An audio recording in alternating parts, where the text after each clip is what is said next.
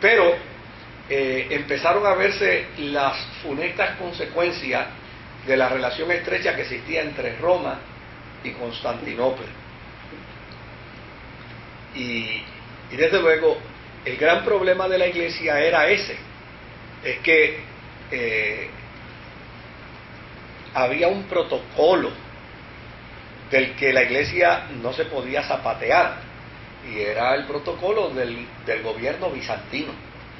Y es que allá en Oriente, en Constantinopla, había un señor que se llamaba el emperador, y este señor, a pesar de que no mandaba mucho dinero, no apoyaba militarmente a Occidente, pero él seguía mandando sobre Occidente. Y desde luego, como en Constantinopla tenía tanta autoridad, aún sobre el Papa, que se llamaba patriarca, pues desde luego él quería imponer esa misma autoridad acá en Roma. Y desde luego,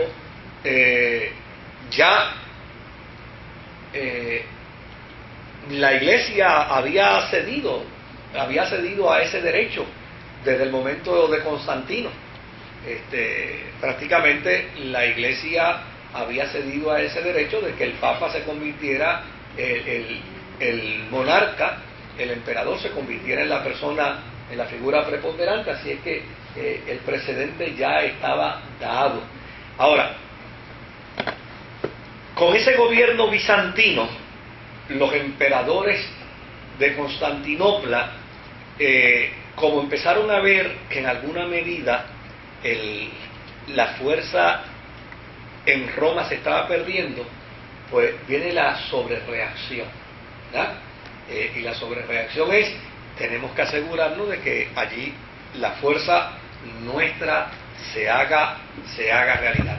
Así es que, para lograrlo, lo primero que se hizo fue procurar integrar la fe de Constantinopla con la fe de Roma, y de esta manera unir el pensamiento teológico de Constantinopla con el pensamiento teológico de Roma. Y a su vez, y yo quiero que usted preste atención a esto, y a su vez aprovechar la coyuntura para unir a un movimiento que ya había sido declarado herético por la cristiandad, que eran los monosofistas. O sea, se estableció una estrategia en Constantinopla, tanto el emperador como el patriarca, que en aquel momento se llamaba Sergio. El patriarca Sergio y el emperador empezaron a decir: mira, tenemos problemas con Roma. Roma cada vez se nos está distanciando. El imperio occidental cada vez se nos está distanciando, y el Papa, el líder religioso de Roma, es el que se ha convertido en el líder fundamental, y todos los ojos miran a él. ¿Cómo podemos resolver eso? Y dice: bueno, pues vamos a invocar un ecumenismo, vamos a invocar una unidad de pensamiento religioso, vamos a invocar una unidad de pensamiento filosófico, vamos a invocar una unidad de pensamiento teológico, y vamos a aprovechar la coyuntura para que estos monosofistas también, que se han distanciado mucho de la iglesia, también los podamos incluir. Desde luego, si usted observa bien, esto no era una decisión teológica, esto era una decisión política, donde Sergio, el patriarca de Constantinopla, estaba dispuesto a servir de desastre teológico al emperador. Y desde luego el emperador se llamaba Heraclio en ese momento. Y desde luego se gestó todo el proceso, y esto dio como resultado una nueva doctrina dentro de la iglesia. La doctrina se llamaba doctrina monotelista.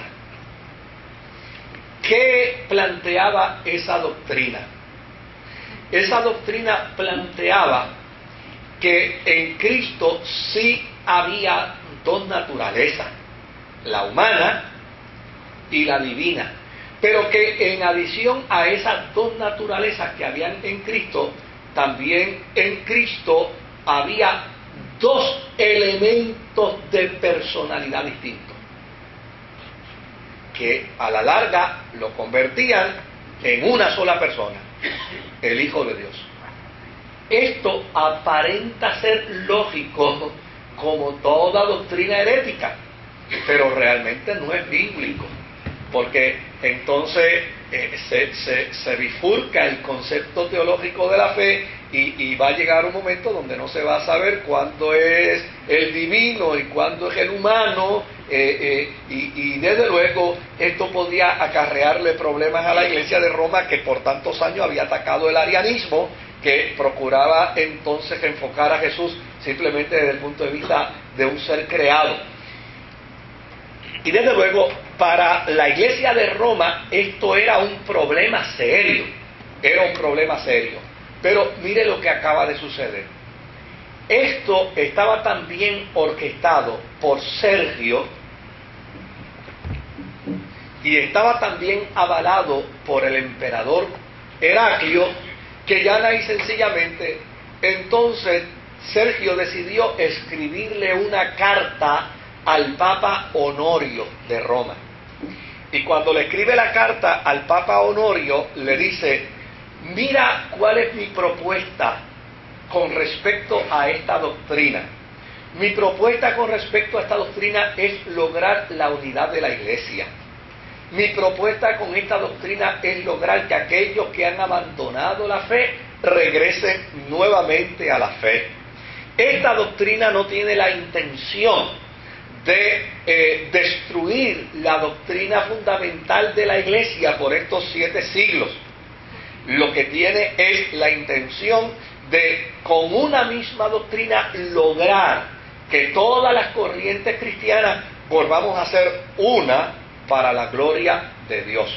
Y desde luego Honorio cometió un gravísimo error. Y el error de Honorio no fue un error intencional, pero sí, desde luego, fue un error porque llana y sencillamente se enfocó en la visión de la unidad y no pesó las consecuencias que podía haber en esa unidad. ¿Ves? O sea, la Escritura dice que nosotros debemos estar en paz con todos los hombres, ¿verdad? Hasta donde sea posible.